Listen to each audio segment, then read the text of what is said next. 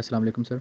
Sir मेरा interview 29 दिसंबर को Rawalpindi centre में था और मैं पूरा अपना एक्सपीरियंस शेयर करता हूँ कि क्या हुआ शुरू से एंड तक।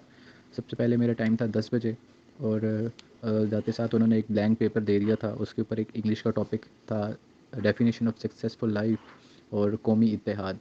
ये दो टॉपिक्स थे और क्योंकि रावलपिंडी सेंटर में था और इसमें हमें उन्होंने टाइम दे दिया था 25 से 30 मिनट अराउंड दे दिए थे। इतना मतलब काफ़ी टाइम था जिसमें एक एक पेज मैंने पूरा उसमें लिख दिया।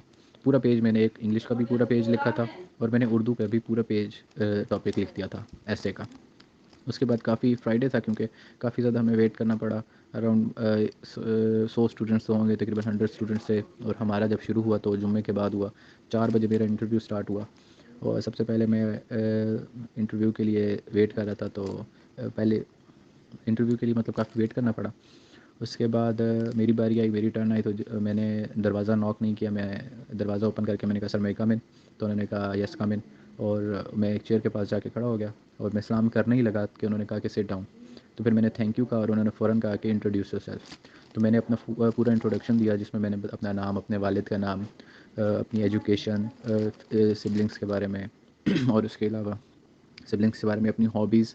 और एट द एंड मैंने उन्हें कहा कि करंटली मैं ACCA कर रहा हूँ और मैं BBA भी साथ कर रहा हूँ।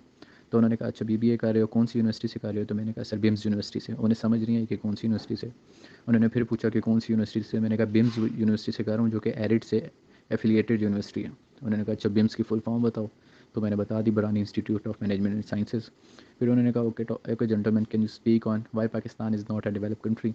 तो इसके ऊपर मैंने बहुत अच्छे से मैंने ये टॉपिक तैयार किया नहीं था बट मैंने एक टॉपिक तैयार किया था कि पाकिस्तान की इकानमी कैसे इंप्रूव हो सकती है। तो ये उससे रिलेटेड टॉपिक था। तो मैंने कहा कि पाकिस्तान जो है वो फुल ऑफ रिसोर्सेज है। पाकिस्तान जो है एग्रीकल्चर के ऊपर 70% डिपेंड है। और गवर्नमेंट को चाहिए कि वो इस तरह गवर्नमेंट को चाहिए कि वो फार्मर्स को लो प्राइस पे मशीनरी प्रोवाइड करे एंड लोन्स पे मशीनरी प्रोवाइड करे। और पाकिस्तान और भी इंप्रूव कर सकता है, पाकिस्तान और मज़ीद अपने आप को डेवलप कर सकता है, इंप्रूव कर सकता है, एनर्जी रिसोर्सेज यूज़ कर सकता है और इसके अलावा सोलर सिस्टम यूज़ कर सकता है। इसके अलावा एक्सपोर्ट ज़्यादा कर सकता है, इंपोर्ट कम कर सकता है।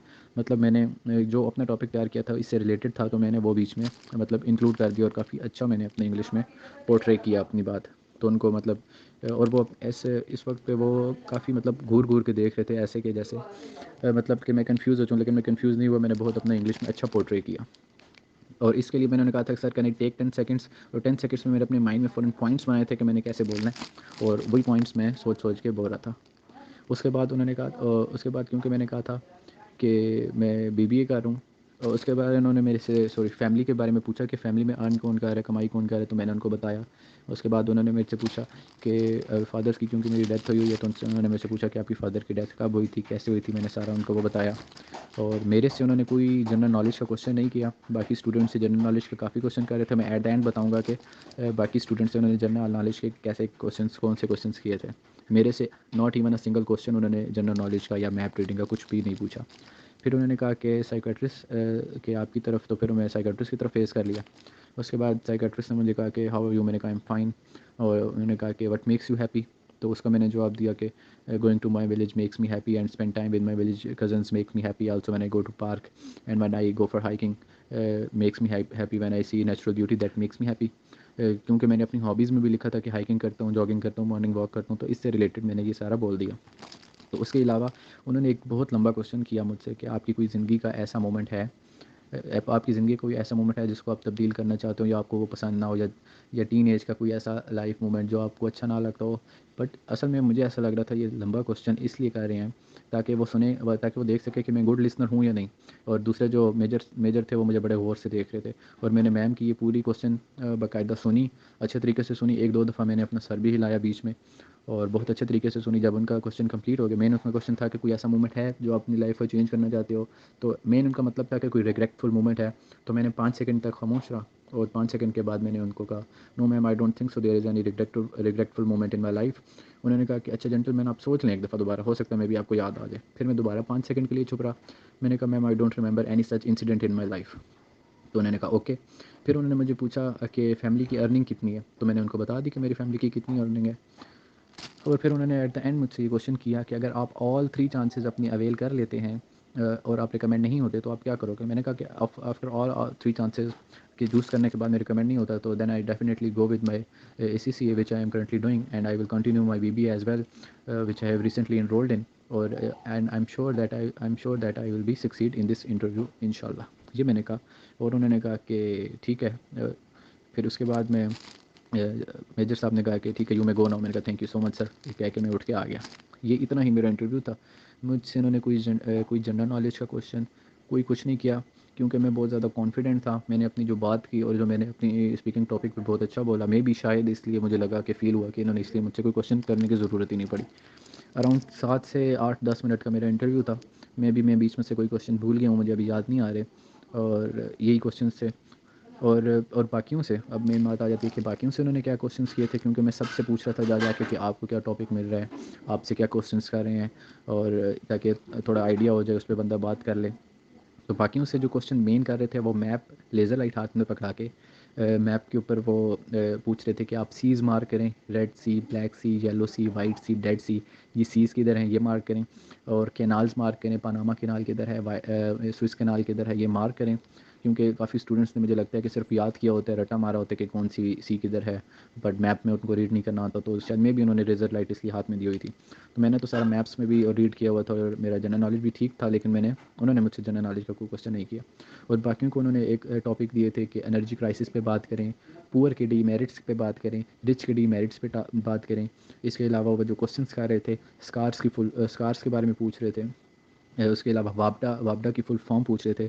City of Balochistan, city of Kashmir, 5 cities पूछ रहे थे। सिटी ऑफ KPK ये पूछ रहे थे, और सिटी ऑफ अफ़गानिस्तान भी पूछ रहे थे, और बीच में country of Africa, African countries पूछ रहे थे। अफ्रीकन के 5 कंट्रीज़ के नाम बताएं, यूरोप के 5 कंट्रीज़ के नाम बताएं। इसके अलावा ये चीज़ पूछ रहे थे। और मैंने सर ये क्वेश्चन उनसे पूछ रहे थे, बट मुझसे उन्होंने कोई जनरल नॉलेज का या कोई भी ऐसा क्वेश्चन नहीं किया। इसके अलावा सर मुझे ऐसा लगा कि मैंने इसमें इंट्रोडक्शन और अपने इसमें टॉपिक पे बहुत अच्छी बात की थी। और क्योंकि आपके मैंने ये क्लासेस जो ली हुई थी, इसमें जो आप टिप्स देते थे कि किस तरह आपने अपने कॉन्फिडेंटली बात करनी है और कॉन्फिडेंस के साथ बोलना है, इसका मुझे बहुत ज़्यादा फ़ायदा हुआ था। और आपकी क्लासेस के बाद जो आप इंटरव्यू का सेशन रखते थे जिस पे आप वो व्हाट्सएप पे कॉल करते थे, और सारे स्टूडेंट्स जो थे वो इंग्लिश स्पीकिंग टॉपिक पे बात करते थे, ये बहुत ज़्यादा फ़ायदा हुआ था मुझे इसका। क्योंकि अगर मैं भी 1-2 दफ़ा मैंने भी अपनी इंग्लिश स्पीकिंग टॉपिक पे बात की थी कॉल पे, और बाकी स्टूडेंट्स की मैंने सुनी थी कि वो कैसे बोलते हैं, तो इसका बहुत ज़्यादा फ़ायदा हुआ था। कि मुझे ऐसा लगता है कि इंग्लिश स्पीकिंग टॉपिक बहुत ज़्यादा ज़रूरी है, और अगर आप इंग्लिश स्पीकिंग टॉपिक पे बहुत अच्छा बात करते हैं, तो मेरा नहीं ख्याल कि वो आपसे जनरल नॉलेज का क्वेश्चन पूछेंगे। और मुझे आपकी क्लासेस का जो आपने इंग्लिश स्पीकिंग टॉपिक्स की लिस्ट दी थी मुझे, मैंने उस पे लिखा, 3-3 पेजेस का मैंने उसके ऊपर ऐसे लिखा, और उसके बाद उस 3 पेजेस के ऐसे लिखने के बाद मैंने उसको एक पॉइंट्स में कन्वर्ट किया। 5 to 6 पॉइंट्स मैंने वो याद किए। जब आपके ज़हन में पॉइंट्स होते हैं, तो आप उसको अच्छे तरीके से पोर्ट्रे कर सकते हो, बोल सकते हो, उस पर बात कर सकते हो। तो ये मुझे बहुत ज़्यादा फ़ायदा हुआ था। आपकी गाइडलाइंस जो आपने दी थी कि नॉक नहीं करना, कैसे अंदर जाना है, कैसे बात करनी है, आई कॉन्टैक्ट बहुत ज़्यादा इंपॉर्टेंट था।